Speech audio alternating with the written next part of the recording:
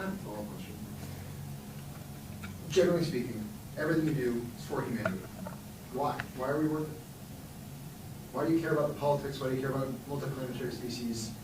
Consciousness, you mentioned that, but like, Yeah. do you ever get like, feel like that's maybe not the case or not true? Well, I mean, there's certainly at times when I have doubts about these things. I mean, I think it's a good question you ask, because it goes to, like, at a foundational level, what is my philosophy, and why does it lead to this conclusion? So the reason is that when I was a teenager, I had like an existential crisis to try to figure out what's the meaning of life. There doesn't seem to be any meaning. For me, at least, the religious texts, and I read all of them that I get my hands on, did not seem convincing. Then I started reading the philosophers. Be careful of like reading German philosophers as a teenager. It's definitely not going to help with your depression. So reading Schopenhauer and Nietzsche, I'm like, as an adult, it's much more manageable. But as a kid, you're like, whoa.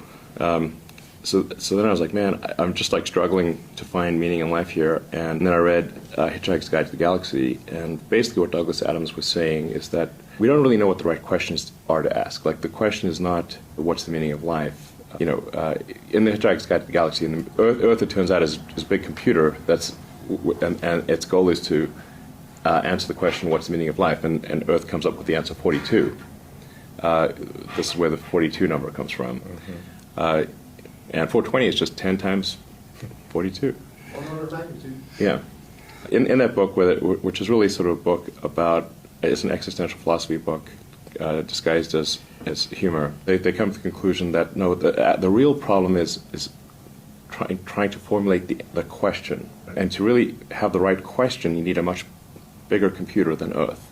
And so maybe like one way of characterizing this review, say, the universe is the answer. What is the question? What are the questions? The more we can expand the scope and scale of consciousness, the better we can understand what questions to ask about the answer that is the universe. The more we can expand consciousness, become a multi-planet species, ultimately a multicellular species, we have a chance of figuring out what the hell's going on. And so, and this is why I think we should have more humans and more digital, both biological and digital consciousness, and why we should become a multi-planet species and a multicellular species, is so that we can understand the nature of the universe. And then, in order for that